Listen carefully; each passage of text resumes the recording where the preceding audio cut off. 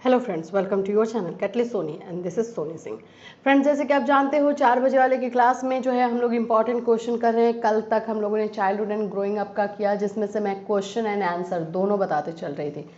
आज हम जो करेंगे कंटेम्प्रेरी का करेंगे। कंटेम्प्रेरी के क्वेश्चन को कैसे लर्न किया जाता है और किस तरह से ट्रिक करके आप लिख सकते हैं, मैं ऑलरेडी एक वीडियो बना करके बता चुकी हूँ, तो वो वीडियो आप जा करके देख सकते हैं। जो कमीशन, आयोग, नीति, पॉलिसीज़, जितने भी रिलेटेड क्वेश्चंस आते हैं उसको किस तरह से जो है आप ट्रिक के मदद से अच्छे तरीके से लिख सकते हो, ये मैं वीडियो एक बना चुकी हूँ, तो आप जा करके ये वीडियो देख सकते हो। आज मैं आपको कंटेम्प्रेरी का जो है इम्पॉर्टेंट क्वेश्चन बताऊंगी, जो श्योर शॉर्ट हर एक एग्जामिनेशन में आता है और ये रहता ही रहता है। तो 2 क्वेश्चन आंसर के साथ मैं बताऊंगी और कुछ और क्वेश्चंस जो कि 100% आएंगे ही आएंगे, उसको आपको करके जाना है। तो चलिए स्टार्ट करते हैं आज के क्लास को। सो फ्रेंड्स, अगर आप हमारे चैनल पर नए हैं तो चैनल को सब्सक्राइब कर लीजिए, बेल आइकन को हिट कर दीजिए। 4 बजे के क्लास जो है फुल्ली बीएड के लिए है, बीएड फर्स्ट ईयर के लिए, जिसमें हम लोग इंपॉर्टेंट क्वेश्चन कर रहे हैं। साथ ही साथ सीसीएस यूनिवर्सिटी, चौधरी चरण सिंह यूनिवर्सिटी का जो है पेड क्लास स्टार्ट कर दिया गया है, तो जो लोग ज्वाइन करना चाहते हैं कर सकते हैं। और जो बिहार बीएड एंट्रेंस का एग्ज़ाम क्रैक करना चाहते हैं वो भी हमारे साथ जुड़ सकते हैं। जो व्हाट्सएप नंबर दिया गया है उस पर आप मैसेज कीजिए। चलिए स्टार्ट करते हैं क्लास को। जैसे कि जानते हैं कंटेम्प्रेरी क्या है, तो कंटेम्प्रेरी है जिसमें एजुकेशन से रिलेटेड क्या क्या चीज़ें हिस्ट्री में हुई है वो आपको जानना है। तो हम पहले तो देखते हैं ब्रिटिशर्स के बारे में। देखिए, हमारे एजुकेशन में जो चेंजेस आया है वैदिक काल से, यानी कि जब वेदों का ज़माना था तब से लेकर के अभी तक में बहुत चेंजेस है। तो आज हम जो देखेंगे ब्रिटिशर्स के टाइम में जो चेंजेस आए, जिससे क्वेश्चन 100% रहता ही है, वो है मेकाले। मेकाले जो है, लॉर्ड मेकाले, ये 10 जून 1834 को हमारे इंडिया में आए और इनको एक काम सौंपा गया। जो ब्रिटिशर्स ने सौंपा वो काम ये था कि इंडियन एजुकेशन के बारे में बताएं, और जो एक विवाद उस समय हमारे देश में चल रहा था, प्राच्य और पाश्चात्य विवाद के नाम से, उस विवाद को सुलझाने के लिए मेकाले से हेल्प लिया गया। और मेकाले ने, क्योंकि मेकाले जो है वो लिटरेचर के बहुत बड़े ज्ञाता थे, तो रियली में इस प्रॉब्लम को, जिस वो समय सबसे बड़ी समस्या बनी हुई थी ब्रिटिशर्स के लिए, उस समस्या को इस तरह से समाधान किया, इस तरह से सॉल्व किया कि आज भी हमारी शिक्षा को, हमारे एजुकेशन को जो है वहीं से हमारे एजुकेशन को बदल करके रख दिया। तो वो क्या था, वो सारी चीज़ें हम समझेंगे। किस तरह मेकाले ने अपने दिमाग को यूज़ करते हुए इस समस्या को सुलझाया, ना कि सुलझाया बल्कि अभी तक हमारे एजुकेशन पे उसकी छाप मिलती है, उसको हम जानेंगे। देखिए, हिस्ट्री चाहे वो एजुकेशन से रिलेटेड हो चाहे किसी भी चीज़ से रिलेटेड हो, जब तक आप उसको स्टोरी बना करके नहीं समझोगे ना कि ऐसी ऐसी चीज़ें हुई है, इंटरेस्टिंग मोड लेकर के, अपने दिमाग को इंटरेस्टिंग मोड पे ला करके नहीं समझोगे, तो फिर आपको बोरिंग लगेगा।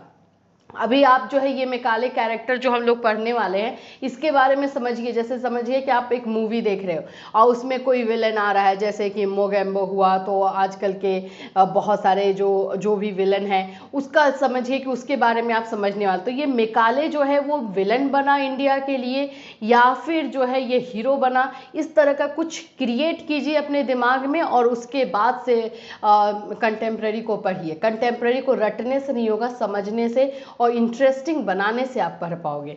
तो चलिए, हम मेकाले को एज अ हीरो या एज अ विलन वो बाद में डिसाइड करेंगे कि ये क्या था। पहले हम देखते हैं कि इसने आखिर में ये कौन सा कारनामा किया कि ये जो प्रॉब्लम, जो समस्या ब्रिटिशर्स के लिए इतनी बड़ी थी, उसको सॉल्व किया और साथ ही साथ हमारे एजुकेशन को, हमारी शिक्षा को जो है बदल करके रख दिया। इसको जाना जाता है मेकालेज मिनट के नाम से, हिंदी में बोलते हैं मेकाले का विवरण पत्र, जो उसने दिया था भारत की शिक्षा के बारे में, और इंग्लिश में बोलते हैं मेकालेज मिनट। देखिए, मेकालेज मिनट के नाम से कोई भी क्वेश्चन आए, आंसर जैसे मैं अभी आपको बता रही हूँ वैसे ही लिखना है। मैंने जितने भी तरह के मेकालेज का क्वेश्चन आता है, चाहे वो आ जाए कि मेकाले ने अच्छा काम किया, मेकाले जो है इंडिया के लिए एक अच्छा सा गिफ्ट दिया था शिक्षा को, या मेकाले ने जो किया वो बहुत ही गलत था, आलोचना की दृष्टि से या अप्रिसिएशन की दृष्टि से, जैसे भी इसका क्वेश्चन आए आपको लिखना इसी तरह से आंसर है जिस तरह से अभी मैं लेकर आई हूँ। ज़्यादा लॉन्ग नहीं है, इजी लैंग्वेज में है। कंटेम्प्रेरी में मुझे आप लोगों से ये भी बहुत ज़्यादा आप लोग की समस्या, आप लोग के प्रॉब्लम ये पता चलता है कि कंटेम्प्रेरी में थोड़ा सा लैंग्वेज, थोड़ा वर्ड्स जो है थोड़ा टफ होता है, तो बहुत ही इजी वर्ड्स में लेकर आई हूँ आप लोगों के लिए। तो चलिए इसको हम देखते हैं। सबसे पहले तो लॉर्ड मेकाले के बारे में आइए देखते हैं। लॉर्ड मेकाले ने 10 जून, याद रखिएगा डेट, 10 जून 1834 को गवर्नर जनरल की काउंसिल के कानूनी सदस्य के रूप में कार्य करना प्रारंभ किया। कब आए थे ये? 10 जून 1834 में, ठीक है। मेकाले का विवरण पत्र, जो मेकाले का विवरण पत्र है, जो हाईलाइटेड पॉइंट है, इसको हम देखते हैं मेकाले के विवरण पत्र को। देखिए, जब मेकाले एंट्री लिए थे हमारे देश में, तो हमारे देश में एक समस्या चल रही थी ब्रिटिशर्स के लिए। वो समस्या क्या थी? प्राच्य और पाश्चात्य विवाद, ओरिएंटल ऑक्सीडेंटल एंड कंट्रोवर्सी। इसको मैं थोड़ा सा आपको बता दूं, इसमें था क्या कि इंडियन एजुकेशन को सपोर्ट करने वाले लोग थे और वेस्टर्न एजुकेशन को सपोर्ट करने वाले लोग थे। तो प्राच्य इंडियन एजुकेशन को और पाश्चात्य वेस्टर्न एजुकेशन को, इन्हीं दोनों के बीच में ये लड़ाई चल रही थी और ये लड़ाई काफ़ी बड़ी हो चुकी थी और ब्रिटिशर्स के लिए सिर का दर्द बन चुकी थी। तो देखिए यहाँ पे लिखा हुआ, जिस समय भारतीय शिक्षा को लेकर प्राच्य और पाश्चात्य विवाद उग्र रूप धारण कर रही थी, उसी समय लॉर्ड मेकाले 10 जून 1834 ईस्वी को गवर्नर जनरल की काउंसिल के कानूनी सदस्य के रूप में भारत आया। उस समय तक प्राच्य पाश्चात्य विवाद उग्रतम रूप धारण कर चुका था, सबसे पीक पॉइंट पे था। सन 1833 के, ये स्टार्ट कब हुआ था प्राच्य और पाश्चात्य विवाद? 1833 में एक आज्ञा पत्र इन्होंने जारी किया था ब्रिटिशर्स ने, और गवर्नर जनरल की काउंसिल में एक कानूनी सदस्य की वृद्धि की बात की गई थी। कुछ पैसे थे, जो उस पैसे को जो है कहाँ पे खर्च करना है, इस तरह की चीजें जो है उन्होंने रखी थी। इसी सब में जो है ये विवाद स्टार्ट हुआ था। आइए हम थोड़ा सा विवाद को नहीं जानेंगे तो पता नहीं चलेगा कि लॉर्ड मेकाले ने कितना बड़ा जो है काम किया था। लॉर्ड मेकाले इसी पद पर नियुक्त किया गया। वो स्वयं अंग्रेजी का विद्वान और सफल लेखक एवं अच्छा व्याख्यानदाता था, इसलिए कानूनी सदस्य के रूप में, देखिए वो क्या क्या था? सफल लेखक था एंड अंग्रेजी का विद्वान था, इंग्लिश लिटरेचर का बहुत बड़ा ज्ञाता था, इसलिए वो दिमाग से जो है ये पूरी समस्या को इसका सॉल्व किया था ये। इसलिए कानूनी सदस्य के रूप में भारत में आते ही उसी समय वह governor general Lord William Bentinck द्वारा बंगाल की लोक शिक्षा समिति का प्रधान नियुक्त कर दिया गया, क्योंकि बेंटिक का विश्वास था कि मेकाले जैसा प्रकांड विद्वान ही इस विवाद को समाप्त कर सकता था। अतः कानूनी सदस्य के रूप में उससे सरकार ने 2 विषयों पर, देखिए जब उन्होंने ज्वाइन किया लॉर्ड मेकाले ने, तो उनसे गवर्नमेंट ने जो है 2 सब्जेक्ट पे जो है इनका सुझाव मांगा, ठीक है। पहला क्या था? ये 1813 की आज्ञा पत्र की बात है। 1813 में जो एक आज्ञा पत्र निकाला गया था इन लोगों के द्वारा, उसमें कुछ प्रॉब्लम हुए थे। देखिए, पहला उन्होंने सुझाव मांगा कि पहली राय यह है कि 1 लाख रुपए की धनराशि प्राच्य शिक्षाओं के अलावा और भी किसी प्रकार खर्च की जा सकती है।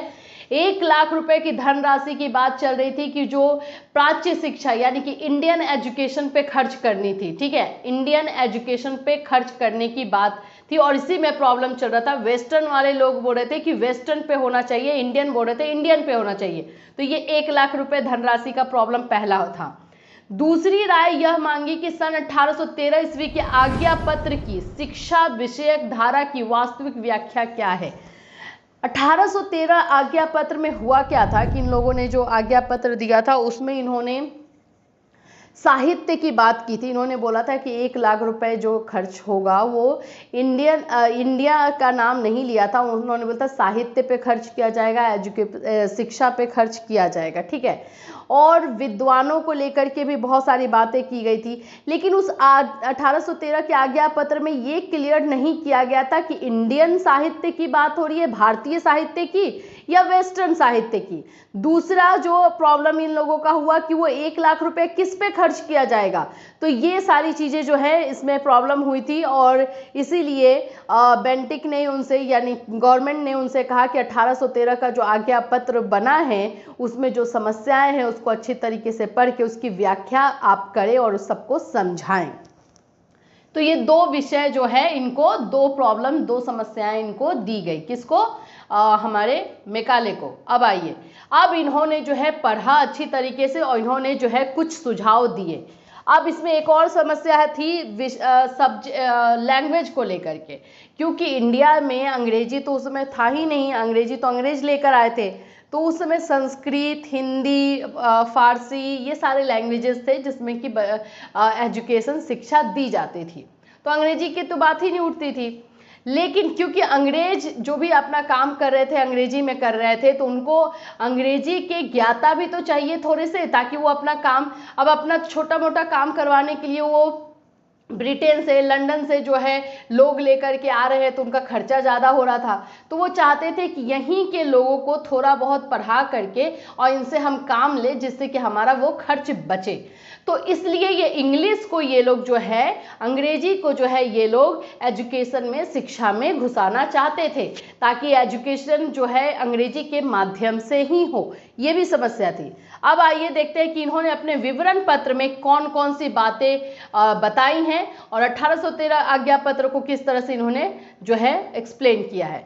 सबसे पहला बात इन्होंने जो बोला है अपने विवरण पत्र में, अंग्रेजी का समर्थन और उसका गुणगान किया, क्योंकि ये अंग्रेजी के विख्यात अच्छे खासे ये थे, विद्वान थे, तो अंग्रेजी का तो गुणगान करेंगे तो कोई नया बात तो दिख नहीं रहा है, लेकिन इन्होंने अलग तरीके से किया, क्योंकि थे तो ये विद्वान, तो इनको हर बात को पॉइंट से बात करनी थी, तो इन्होंने पॉइंट से बताया।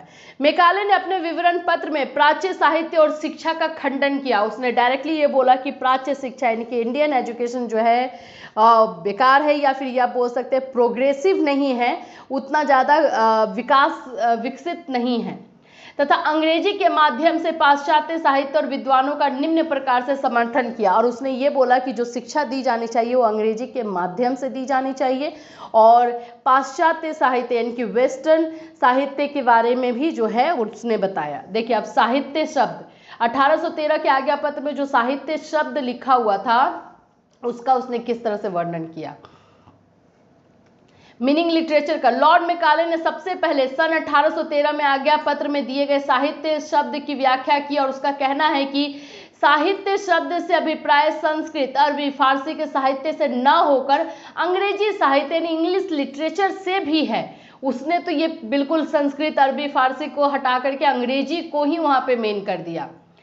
दूसरा जो पॉइंट वहां पे विद्वान की बात हुई थी, तो भारतीय विद्वान वहां नहीं लिखा हुआ था, सिर्फ विद्वान लिखा हुआ था, तो इसको भी देखिए इन्होंने कैसे बताया है। इनके अनुसार भारतीय विद्वान कौन है?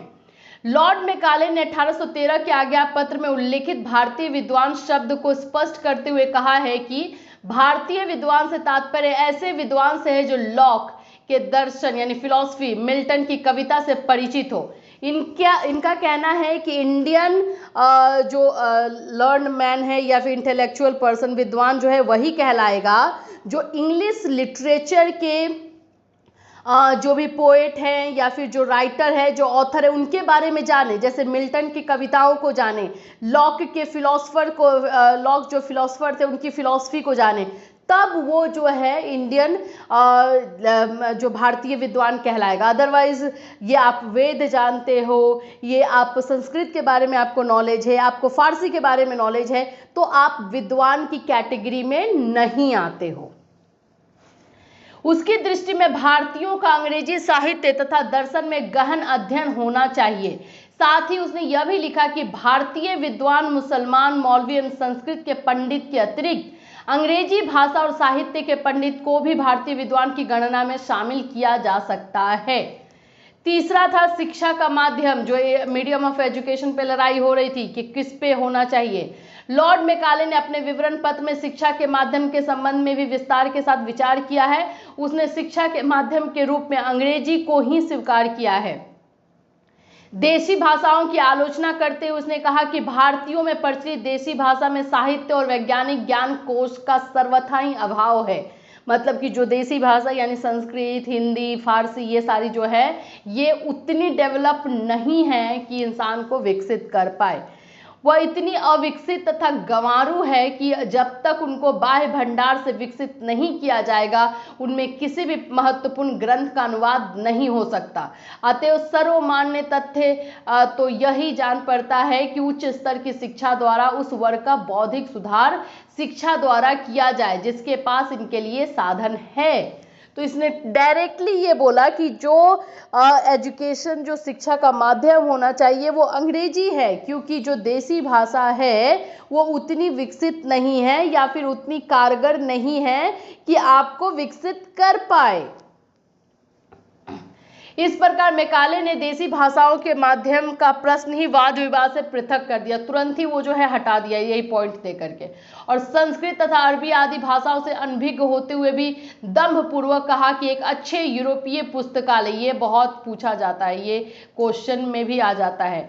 इसने बोला क्या था, मैं आपको थोड़ा सा बता दूं कॉमन लैंग्वेज में। इसने बोला था कि जो इंडियन साहित्य है, चाहे संस्कृत हो, हिंदी हो, फारसी हो, वो और जो यूरोपीय जो लाइब्रेरी है उसमें जो एक अलमारी में जितना साहित्य रखा हुआ है उसके वो इंडियन साहित्य के बराबर है। मतलब कि जो वेस्टर्न साहित्य है वो इतना वाइड है, इतना व्यापक है कि उसके आगे ये सब कुछ भी नहीं है। ये क्वेश्चन पूछता भी है। एक अच्छे यूरोपीय पुस्तकालय की एक अलमारी भारत व अरब के संपूर्ण साहित्य के बराबर होगी, उसने ये कंपेयर किया था। तो इसके बारे में ये क्वेश्चन कैसे आता है, ये वाला सेंटेंस लिख देता है और बोलता है कि इससे जो है मैकाले का क्या अर्थ था और मैकाले इसके इस सेंटेंस को बोलकर क्या कहना चाहता है, ये इस तरह के क्वेश्चन आता है। तो इसका एक कहना यही था कि इंडियन साहित्य और या फिर अरबी साहित्य उतना ज़्यादा कैपेबल नहीं है यूरोपीय साहित्य के सामने। यूरोपीय साहित्य की एक सिर्फ अलमारी में जितना साहित्य है वो पूरा इनके ये सारे साहित्यों के बराबर है। यद्यपि लॉर्ड मैकाले अरबी और संस्कृत भाषाओं के आचार साहित्य का कभी अध्ययन नहीं किया था, लेकिन उसने बिना सोचे विचारे अपना निर्णय दे दिया और संस्कृत साहित्य का मजाक सा उड़ाते हुए कई भद्दे आरोप भी लगाए। ठीक है। फिर अंग्रेजी भाषा की प्रशंसा की। मैकाले ने अंग्रेजी भाषा की प्रशंसा में बहुत कुछ कहा है। उन्हीं शब्दों में उसने बोला है, वह भाषा पाश्चात्य भाषाओं में एक है और सर्वश्रेष्ठ है। जो इस भाषा को जानता है वह सुगमता पूर्वक उस विशाल ज्ञान भंडार को प्राप्त कर सकता है जिसको विश्व की सबसे बुद्धिमान जातियों ने रचा है। ठीक है। अभी तो ये पॉइंट हुआ क्या था कि भाषा को लेकर के और अंग्रेजी का गुणगान जो है इसने इस तरह से किया, इस 4 पॉइंट के साथ। दूसरा इसका पॉइंट था अंग्रेजी भाषा और साहित्य के पक्ष में भी और भी बहुत सारे तर्क दिए हैं इसने। अंग्रेजी शासक की भाषा है और उच्च वर्ग के भारतीय उसे बोलते हैं। उसने भारतीयों को भी शामिल किया। एक्चुअली हुआ क्या था ना कि उस समय जो ये पाश्चात्य विवाद, प्राच्य और पाश्चात्य विवाद चल रहा था, उसमें कुछ इंडियन, कुछ भारतीय भी ऐसा थे जो कि अंग्रेजी के पक्ष में थे और वो चाहते थे कि अंग्रेजी को ही जो है मीडियम बनाया जाए। तो उसने इस बात का भी फ़ायदा उठाया, उसने इस बात को एक पॉइंट बना लिया। उसने बोला कि अंग्रेजी जो है शासक की भाषा है, मतलब कि राजा की भाषा है। ये अंग्रेजी वही जानते हैं जो राजा होते हैं, और जो उच्च वर्ग के भारतीय हैं, जो हाई लेवल के हाई स्टैंड, यानी कि भारतीयों में डिवाइड एंड रूल कर दिया। वो बता दिया कि जो अंग्रेजी जानते हैं वो उच्च वर्ग के हो गए, जो अंग्रेजी नहीं जानते वो निम्न वर्ग के हो गए। यह भी संभव है कि पूर्वीय समुद्रों में अंग्रेजी व्यापार की भाषा भी बन जाए। उसने ये भी बोला कि आगे जाकर के जो है ये व्यापार के सभी पूर्वीय समुद्र जो है सब जगह पे जो है अंग्रेजी ही चले। ऑस्ट्रेलिया और अफ्रीका में उन्नतिशील यूरोप में भी अंग्रेजी भाषा को ही व्यवहार में लाते हैं। जिस प्रकार यूनानी और लैटिन भाषाओं से इंग्लैंड में पुनरुत्थान हुआ है, उसी प्रकार अंग्रेजी का प्रयोग करके भारत में भी होगा। स्वयं भारतवासी भी अंग्रेजी पढ़ने की इच्छुक है, न कि अरबी, फारसी और संस्कृत, क्योंकि कुछ हमारे भारतीय जो है वो चाहते थे कि अंग्रेजी आए, इसलिए उसको भी बहुत अच्छी तरीके से उसने यूज़ किया है। भारतवासियों को अंग्रेजी भाषा और साहित्य का विद्वान कहा जा सकता है और इसके लिए प्रयास करना सरकार का कर्तव्य है। प्राच्य शिक्षा संस्थानों में पढ़ने वाले विद्यार्थियों को आर्थिक सहायता देनी पड़ती है, पर अंग्रेजी विद्यालयों में पढ़ने के लिए विद्यार्थी स्वयं फीस देने के लिए इच्छुक है। तो ये सारे पॉइंट्स उसने रखे। अब देखिए निष्कर्ष क्या निकला। उक्त विवरण से हम इस निष्कर्ष पर पहुंचते हैं कि मैकाले ने अपने विवरण पत्र में दृढ़तापूर्वक अंग्रेजी भाषा के माध्यम से पाश्चात्य साहित्य और विज्ञान की शिक्षा पर बल दिया और सरकार से सिफारिश की कि वह न केवल तत्कालीन मकतबों व मदरसों को बंद कर दे अपितु कलकत्ता मदरसा को भी तोड़ दे, क्योंकि उसकी प्रगति अत्यंत मंद है। उसका कहना था कि सरकार द्वारा जो धनराशि, अच्छा एक क्वेश्चन ये भी पूछा गया था, जो धनराशि 1 लाख है वो कैसे खर्च की जाए, तो उसने बोला कि सरकार द्वारा जो धनराशि अरबी फारसी और संस्कृत विद्यालयों पर व्यय होती है वो व्यर्थ है, अतः इन शिक्षा संस्थाओं को अनुदान देना बंद कर अंग्रेजी स्कूलों की स्थापना व विकास में उस धनराशि का उपयोग करना चाहिए, इसने ये बोल दिया था। अब कुछ लोग, क्योंकि उस समय भी कुछ भारतीय जो है इसके पक्ष में थे, अभी भी जो है मैकाले को जो है एजुकेशन में बदलाव लाने वाला हीरो भी मानते हैं। तो अभी तक हमने जो पढ़ा वो सबकी अपनी अपनी सोच है। कुछ लोग बोलेंगे कि हाँ मैकाले हीरो है क्योंकि उसकी वजह से अंग्रेजी आया, साइंस आया, डेवलपमेंट हुआ, लेकिन उसका मेन मकसद जो है वो डेवलपमेंट नहीं था इंडिया में। उसका मेन मकसद था कि जो राज कर रही है, जो ब्रिटिशर्स है जो राज कर रहे हैं, उनको ज़्यादा प्रॉब्लम ना हो। उनको ऐसे लोग चाहिए थे जिससे कि वो यहाँ से ही काम करवा सके, बाहर से लोग बुलाने ना पड़े। तो ये सारे मकसद को ध्यान में रखकर उसने किया था। लेकिन कुछ लोग हैं जो कि उसको हीरो मानते हैं। उसी में से ये क्वेश्चन जो है अराइज होता है, भारतीय शिक्षा के इतिहास में मैकाले का स्थान। कुछ लोग इसको हीरो मानते हैं, कुछ लोग इसके जो है आलोचना भी करते हैं। तो दोनों तरीके से हम जानेंगे कि क्वेश्चन दोनों तरीके से आता है कि भारतीय शिक्षा के इतिहास में मैकाले का स्थान, या फिर बोला जाता है कि भारतीय शिक्षा को जो है मैकाले ने कौन सा गिफ्ट दिया है। तो इस तरह से क्वेश्चन आता है। और एक आता है कि जो मैकाले ने भारतीय शिक्षा के साथ किया वो अन्याय था, ये था, आलोचनात्मक भी आता है। तो दोनों तरीके से, इसलिए मैं बता रही थी जो भी आपका क्वेश्चन आएगा, आप जो आंसर मैं अभी यहाँ पे दे रही हूँ, दोनों तीनों टाइप में चला जाएगा। भारतीय शिक्षा संबंधी नीति की घोषणा लॉर्ड विलियम बेंटिक ने की, इसलिए कुछ विचारक बेंटिक को ही वह व्यक्ति मान लेते हैं जिसने कि भारतीय शिक्षा के इतिहास को नया मार्ग दिखाया। ठीक है, तो इसने जैसे ही मैकाले ने अपना विवरण पत्र दिया, लॉर्ड बेंटिक उस समय ये गवर्नर जनरल थे, तो तुरंत इसको लागू भी कर दिए। अभी देखिए मैकाले के दो विचार जो है हमारे सामने आते हैं। मैकाले भारत को दास्ता की जंजीरों में जकड़ने के लिए उत्तरदायी है, ये बोला जाता है, या फिर मैकाले भारतीय शिक्षा का पथ प्रदर्शक है। मतलब मैंने आपको बताया ना कि दो तरह से जो है इसके बारे में बातें चलती है कि मैकाले जो है इंडिया को जो है अंग्रेजी के बोल सकते हैं दास्ता यानी कि दास बनाने के लिए उत्तरदायी है, या फिर जो है इंडियन एजुकेशन का पथ प्रदर्शक है। तो दोनों को हम लोग डील करेंगे। भारतीय शिक्षा को मैकाले की देन बोला जाता है। यदि हम गहराई के साथ विचार करें तो यह ज्ञात होगा कि मैकाले ने जो भी किया उससे भारतीय शिक्षा को क्षति नहीं हुई बल्कि लाभ ही हुआ। दादा भाई नौरोजी ने मैकाले की भूरी भूरी प्रशंसा की है। उनका कथन है कि मैकाले द्वारा भारतीय संस्कृति पर लगाए गए आक्षेपों को हमें उदारतापूर्वक भुला देना चाहिए, उसे अपनी अज्ञानता के लिए क्षमा कर देनी चाहिए। तो उसने क्या क्या किया है, क्या देन है उसकी, जो जैसे कि दादा भाई नौरोजी की बात करें, ऐसे बहुत सारे और भी लोग थे।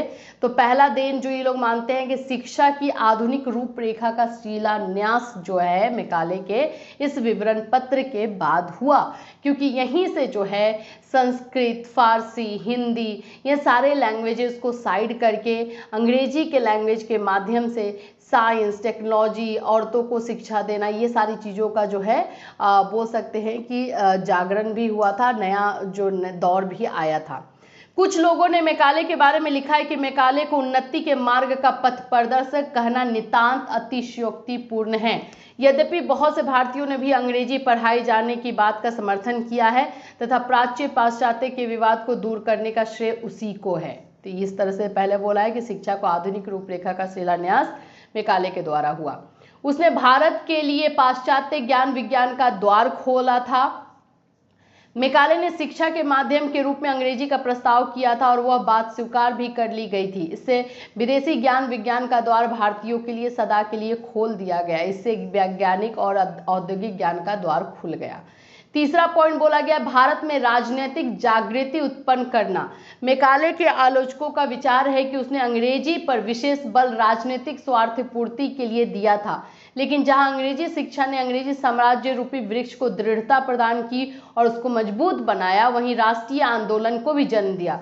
देखिए ये किया तो उसने अच्छे के लिए नहीं था, लेकिन कहीं कहीं पे हुआ, जैसे कि उसने अंग्रेजी को इस तरह से जो है इसके उसकी प्रसन्नता की, हिंदी को ये किया, फारसी को किया, तो इसमें आंदोलन एक तरह से हुआ ना, भारतीयों का खून खौला। तो वो एक राष्ट्रीय आंदोलन की शुरुआत भी वहीं से हुई कि तुम हमारे ही देश में आकर के हमारी ही चीज़ों को इस तरह से कैसे कर सकते हो। तो लोगों का खून खौला, ये भी चीज़ें हुई थी। नूरुल्लाह तथा नायक ने लिखा, यदि भारत में अंग्रेजी शिक्षा का प्रादुर्भाव न हुआ होता तो कदाचित भारत में स्वतंत्रता संग्राम ही न छिड़ता। तो इसको इस तरह से कंपेयर किया जाता है। तो ये हो गए मैकाले के क्वेश्चन, जो कि मैकाले के क्वेश्चन आता है, डेफिनेटली आएगा, तो इसको आप लोग को इस तरह से आंसर करके लिखना है, ठीक है। अब हम आएंगे हमारा दूसरा क्वेश्चन, जो कि आपका शॉर्ट में आता है। ये है what is tri language formula, त्रिभाषा सूत्र क्या है। इस पे नोट्स लिखने के लिए आएगा या फिर शॉर्ट में आता है, वो है। तो देखिए त्रिभाषा सूत्र के बारे में आपको शॉर्ट में बता देती हूँ। त्रिभाषा सूत्र जो है 1964 में जो कोठारी कमीशन आया था वहां से लागू हुआ था। मुदेलर कमीशन ने द्विभाषा सूत्र की बात रखी थी, जिसमें अंग्रेजी भाषा को बिल्कुल, क्योंकि देखिए मुदेलर कमीशन स्टार्ट ही कब हुआ, 1952 से, 1952 से। अंग्रेज अभी अभी गए थे, अंग्रेज को लेकर के गुस्सा सबके मन में था, तो अंग्रेजी को तो साइड करना बनता ही था। उस समय लोग दिमाग से नहीं सोच रहे थे, दिल से सोच रहे थे। तो जो मुदेलर कमीशन हुआ तो उसमें अंग्रेजी भाषा की उपेक्षा की, उनको साइड किया गया और दो भाषाओं को, यानी कि जो एक क्षेत्रीय भाषा होती है उसको जो है रखा गया था। तो इस तरह से ये चीजें की गई थी। तो फिर इसी के बाद पर जो है त्रिभाषा सूत्र की, क्योंकि आंदोलन भी होने लगे, जैसे साउथ में हिंदी ये सब नहीं चलता है, तो आंदोलन भी हुए, तो उसके बाद से जो है ये त्रिभाषा का सूत्र का जो है पदार्पण हुआ। आइए थोड़ा सा इसको पढ़ते हैं। मुदेलर शिक्षा आयोग 1952-53 द्वारा प्रस्तुत द्विभाषा सूत्र में अंग्रेजी भाषा की उपेक्षा किए जाने के कारण उसका विरोध किया गया। देखिए दिमाग वाले लोग तो ये सोच रहे थे ना कि अंग्रेजी जो है, इंग्लिश जो है इंटरनेशनल लैंग्वेज है, और अंग्रेजी की वजह से ही हमें साइंस, टेक्नोलॉजी, औद्योगिक, ये सारी चीज़ों को पढ़ने का मौका मिल रहा है, और हम अगर इंटरनेशनल लेवल पे कनेक्शन बनाना चाहते, रिश्ता बनाना चाहते, तो हमें उनका लैंग्वेज आना चाहिए। तो दिमाग वाले लोग जो है इसका विरोध करने लगे। अंग्रेजी भाषा के समर्थकों ने अंग्रेजी का पक्ष लेकर हिंदी का विरोध किया। अब वो अंग्रेजी वाले लोग जो है हिंदी का ही विरोध करने लगे, तथा 15 वर्ष तक अंग्रेजी भाषा चलती रहने की बात को लेकर हिंदी के समर्थकों ने अंग्रेजी का विरोध किया। इन परिस्थितियों में भाषा संबंधी विवाद को अंतिम रूप से हल करने के लिए 1956 में केंद्रीय शिक्षा सलाहकार परिषद ने त्रिभाषा सूत्र को प्रस्तुत किया, जिसे राधाकृष्णन शिक्षा आयोग 1948-49 ने कुछ परिवर्तित रूप में प्रतिपादित किया था। अब त्रिभाषा सूत्र में क्या क्या चीजें थी, देखिए त्रिभाषा सूत्र में पहला तो था प्राथमिक और माध्यमिक स्तर पर शिक्षा का माध्यम मातृभाषा और क्षेत्रीय हो। तो यहाँ पे प्राथमिक और माध्यमिक दोनों लेवल पर जो है शिक्षा का माध्यम मातृभाषा और क्षेत्रीय रखा गया, ठीक है। अंग्रेजी या अन्य कोई आधुनिक यूरोपीय भाषा हो, कोई भी यूरोपीय भाषा हो सकती है ये। और तीसरा था हिंदी अहिंदी भाषी क्षेत्रों के लिए एवं अन्य कोई आधुनिक भारतीय भाषा हिंदी भाषी क्षेत्रों के लिए। जहाँ पे जो है हिंदी नहीं बोली जाती, जो साउथ में था, तो वहाँ पे उनकी कोई क्षेत्रीय भाषा हो सकती है, और जहाँ पे हिंदी बोली जाती है वहाँ पे हिंदी। इस सूत्र के अनुसार बालक बालिकाओं को 3 भाषाएं पढ़नी पड़ेगी, इसलिए इसे सूत्र कहते हैं। यद्यपि इस सूत्र में अनेक गुण थे, फिर भी इसे विशेष सफलता नहीं प्राप्त हुई, और त्रिभाषा इसको जो है त्रिभाषा सूत्र कहते हैं। इस सूत्र को लेकर संसद और देश में काफी विवाद हुआ। कारण यह था कि हिंदी भाषी क्षेत्रों में अन्य किसी भारतीय भाषा की व्यवस्था के स्थान पर केवल संस्कृत भाषा को ही पढ़ाने की व्यवस्था की गई, तथा अहिंदी भाषी प्रदेशों द्वारा हिंदी का विरोध किया गया। तो ये सारी चीजें चलती रही। तो उसके बाद आया 1964 का गेम। अभी जो इसमें दोष पाए गए, माध्यमिक स्तर पर बालक का पाठ्यक्रम अत्यंत बोझिल हो जाता है, क्योंकि उसे अनिवार्य तथा वैकल्पिक विषयों के साथ साथ 3 भाषाएं भी पढ़नी पड़ेंगी। ये 3 भाषा का जो सूत्र था, तो इसमें कुछ कुछ प्रॉब्लम भी थे। विद्यालय में यदि छात्र विभिन्न क्षेत्रीय भाषाओं को वैकल्पिक विषय के रूप में स्वीकार करे, तो विद्यालय के लिए विभिन्न भाषाओं के अध्ययन कराने की व्यवस्था करना संभव नहीं होगा। यदि सभी भाषाओं के पठन पाठन की योजना तैयार की जाए, तो बहुत बड़ी संख्या में प्रशिक्षित शिक्षकों को उपलब्ध कराना एक कठिन कार्य होगा। त्रिभाषा सूत्र के कार्यान्वयन में विशाल धनराशि की आवश्यकता होगी। अब 3 लैंग्वेज रहेगा तो 3 टीचर भी तो चाहिए। तो इसका पूरा समाधान क्या किया गया देखिए, 1961 में डॉक्टर संपूर्णानंद की अध्यक्षता में भावात्मक एकता समिति का गठन किया गया, जिसने त्रिभाषा सूत्र को निर्मित और कार्यान्वित करने के लिए सुझाव दिए। सन 1962 में स्वर्गीय श्रीमती इंदिरा गांधी की अध्यक्षता में राष्ट्रीय एकता परिषद गठित की गई। इसने भी त्रिभाषा सूत्र का समर्थन किया। सन 1964 जो कोठारी कमीशन था, कोठारी आयोग ने एक संशोधित त्रिभाषा, मतलब कि त्रिभाषा में जो समस्याएं थी उसको वो मॉडिफाई किया, वहीं से जो है ये ट्राई लैंग्वेज चलने लगा। इसमें कुछ परिवर्तन करने का सुझाव दिया। इस संशोधन के अनुसार हिंदी को राजभाषा के रूप में मान्यता दी गई, किंतु यह भी स्पष्ट कर दिया गया कि अनिच्छुक राज्य प्रदेशों पर इसे लादा न जाए। जो राज्य नहीं चाहता है कि हिंदी को जो है हम राजभाषा लेकर के चले, वो उनके ऊपर है। संशोधित त्रिभाषा सूत्र का मूल उद्देश्य यह है कि मातृभाषा अथवा क्षेत्रीय भाषा, और क्षेत्रीय भाषा का नाम मातृभाषा दिया गया, अध्ययन प्राथमिक से माध्यमिक स्तर पर तक सभी छात्र निश्चित रूप से करें। ठीक है, संघीय भाषा का अध्ययन संपूर्ण देश में किया जाए, यानी हिंदी और अंग्रेजी को भी। तीसरा भाषा जो है एक आधुनिक भारतीय भाषा का अध्ययन शैक्षिक और राष्ट्रीय दृष्टिकोण से कराया जाए। तो इस तरह से ये हुआ। तो त्रिभाषा को इस तरह से लागू किया। हिस्ट्री क्या था, किस तरह से इसमें मॉडिफिकेशन हुआ, किस तरह से समस्याएं थी, प्रॉब्लम जो थे वो देश में उठे थे, वो सारी चीज़ों को सॉल्व एक्चुअली में 1964 के कोठारी कमीशन के संशोधन के बाद ही मिला। तो ये 2 क्वेश्चन फ्रेंड, जो कि एक शॉर्ट में एक लॉन्ग में आता है, जो कि मैंने आपको बताया। अब हम देखेंगे कुछ क्वेश्चंस जो कि इंपॉर्टेंट है, जो आते ही हैं। देखिए, मुस्लिम कालीन शिक्षा की मुख्य विशेषता, इसमें वैदिक कालीन शिक्षा भी कर लीजिएगा, मुस्लिम कालीन की शिक्षा की मुख्य विशेषता को उल्लेख कीजिए तथा इनके गुण दोष। लॉन्ग में ये क्वेश्चन आता है, लॉन्ग में इसको रेडी कीजिएगा। माध्यमिक शिक्षा की प्रमुख, जिसको हम लोग सेकेंडरी एजुकेशन बोलते हैं या मुद्देलर कमीशन के नाम से भी जानते हैं, जो 1952 में आया था, वो है ये।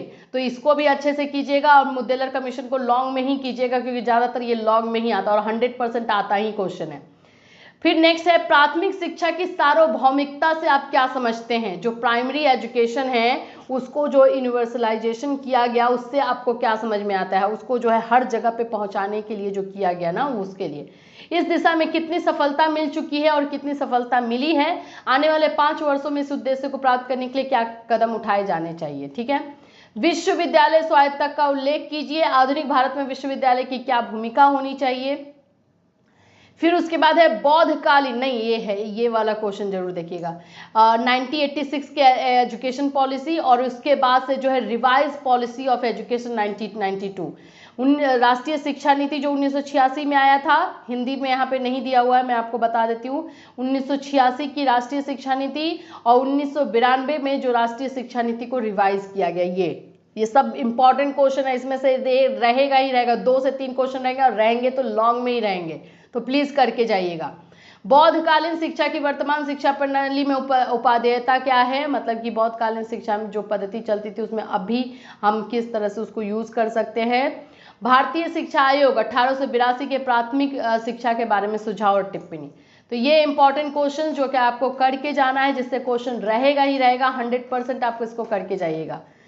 फिर मिलूंगी कल के क्लास में कुछ और दूसरे सब्जेक्ट के इंपॉर्टेंट क्वेश्चन के साथ, कुछ क्वेश्चन आंसर देखेंगे और कुछ इंपॉर्टेंट क्वेश्चंस डिस्कस करेंगे। फिर मिलूंगी, till then have a nice day.